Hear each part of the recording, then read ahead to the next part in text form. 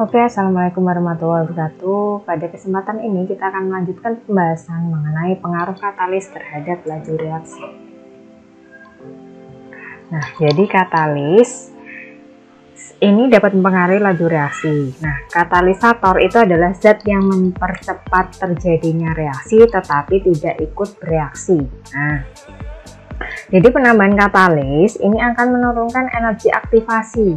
Nah, sedangkan kita ketahui bahwa energi aktivasi itu adalah energi minimum yang dibutuhkan agar suatu reaksi dapat terjadi. Sehingga kalau dengan penambahan katalis itu akan menurunkan energi aktivasinya. Misalnya pada suatu reaksi itu energi aktivasinya adalah 1000 kJ. Nah, dengan adanya penambahan katalis maka energi aktivasinya akan turun. Jadi kurang dari 1000 kJ pun reaksinya dapat berlangsung sehingga laju reaksinya juga semakin cepat. Nah, contohnya adalah enzim. Nah, di sini fungsi enzim di dalam tubuh kita adalah untuk mempercepat reaksi biokimia di dalam tubuh. Nah, contohnya adalah enzim amilase atau petialin yang ada di dalam saliva kita atau air ludah kita. Ini fungsinya adalah untuk memecah amilem dan glikogen menjadi gula yang lebih sederhana seperti disakarida atau maltosa, sehingga nanti akan mempercepat untuk pencernaan proses selanjutnya sehingga makanan akan lebih cepat terserap ke dalam tubuh. Nah, kemudian ini adalah salah satu komponen yang ada di dalam sepeda motor ya, yang saya lingkari ini disebut sebagai catalytic converter. Nah, fungsinya apa sih catalytic converter itu? Jadi fungsinya di sini adalah untuk mengurangi emisi gas buang pada knalpot. Nah, seperti yang kita ketahui bahwa pembakaran senyawa hidrokarbon di sini dalam halnya adalah bensin ya, pada kendaraan bermotor itu menghasilkan beberapa gas. Nah, misalnya ada CO2, kemudian ada metana, kemudian ada NO3, kemudian ada gas SO, dan seterusnya.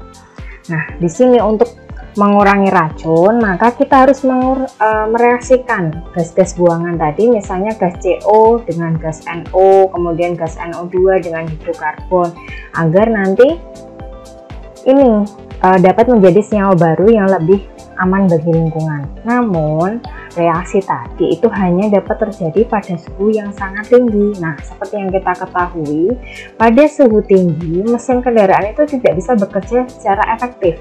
Jadi, butuh katalis untuk mempercepat terjadinya reaksi pada suhu rendah. Nah, ini pada knalpot kendaraan bermotor, maka kita lengkapi dengan catalytic converter. Jadi fungsinya tadi untuk mengurangi atau mengubah emisi gas buang tadi ini dengan bantuan si catalytic converter itu untuk mempercepat terjadinya reaksi antara gas CO, NO, NO2 dan hidrokarbon menjadi senyawa lain yang lebih aman bagi lingkungan. Kemudian tentang penipisan lapisan ozon. Jadi radikal klor itu sebagai katalis penipisan lapisan ozon. Nah, seperti yang kita ketahui bahwa ozon itu berada di lapisan stratosfer. Nah, ini fungsinya ozon sendiri adalah untuk menyerap radiasi UV dari sinar matahari. Nah, tetapi jadi untuk radiasi UV sendiri ini sangat merugikan bagi tubuh manusia ya, yang pertama bisa memutuskan ikatan dalam DNA, kemudian merusak gen tubuh, bisa menimbulkan kanker kulit dan penyakit katarak, sehingga nanti mungkin bisa menimbulkan penyakit-penyakit tertentu ya. Nah, salah satu penyebabnya dari penipisan lapisan ozon itu adalah meningkatnya kadar CFC di udara. Nah, sumber gas CFC sendiri itu dari aerosol propelan, misalnya pada botol spray. Nah, ini hati-hati ya untuk yang sering menggunakan parfum yang menggunakan kemasan botol kaleng yang spray itu, kemudian gas pendingin pada AC ataupun mungkin pendingin pada kulkas, freon tadi itu bisa menghasilkan emisi gas CFC di udara. Nah, radiasi UV ini akan menguraikan CFC dan menghasilkan radikal klor. Nah, jadi untuk CFC sendiri itu ini adalah singkatan untuk klorofluorokarbon. Nah,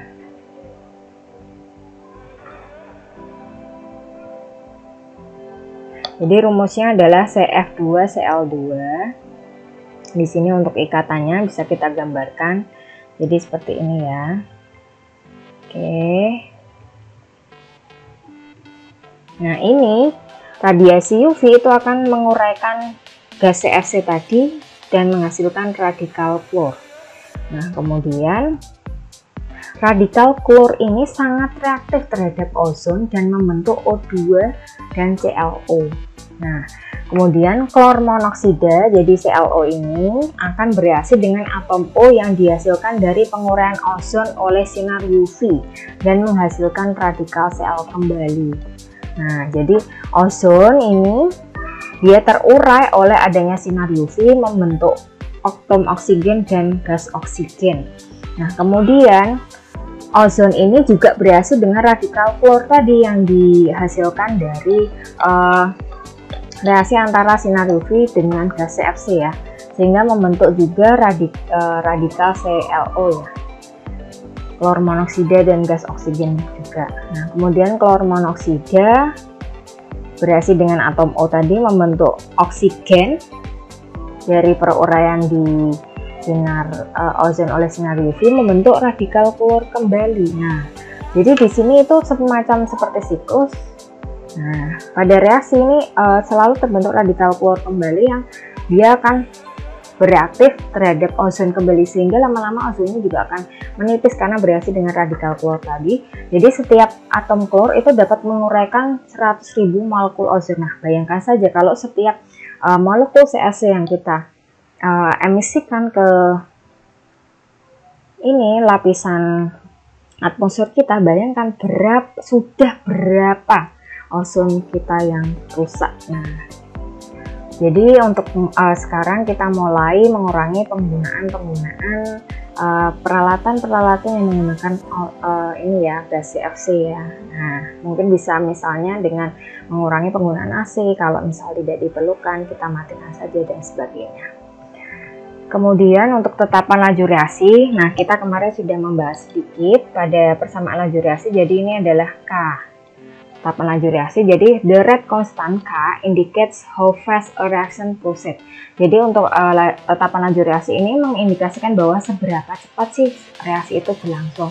Nah, jadi kalau if the value for K is large, the reaction proceeds rapidly. Jadi kalau misalnya K-nya itu besar, nilai K-nya besar, maka reaksinya berlangsung sangat cepat. Dan kebalikannya, if K is small, the reaction is slow. Kalau nilai K-nya itu kecil, maka reaksinya juga berlangsung lambat. Nah, di sini sudah ada misalnya untuk orde 0, maka satuan K-nya berapa, orde 1 dan sebagainya. Itu diturunkan dari persamaan laju reaksi. Kemudian bagaimana dengan kurvanya untuk laju reaksi? Jadi di sini hubungan antara konsentrasi dengan laju reaksinya pada orde 0. Jadi bisa dikatakan di sini kita bisa lihat pada gambar bahwa seberapapun kita menambah konsentrasinya, maka laju reaksinya tetap karena ordenya 0. Jadi konsentrasi reaktan di sini tidak berpengaruh terhadap laju. Jadi lajunya itu konstan. Kemudian pada orde 1, jadi setiap kita menambah, misalnya kita menambah 2 kali lipat dari konsentrasi, maka lajunya juga naik 2 kali lipat. Kita naikkan konsentrasinya 3 kali lipat, maka lajunya juga naik 3 kali lipat. Nah, jadi ini berbanding lurus ya. Kemudian kalau orde 2 berarti dia perbandingannya kuadratnya ya. Kalau kita menambahkan 2, konsentrasinya 2 kali dari semula, maka lajunya juga akan menjadi 4 kali dari semula. Jadi ini berlaku persamaan kuadrat. Oke, semoga ilmunya bermanfaat. Terima kasih.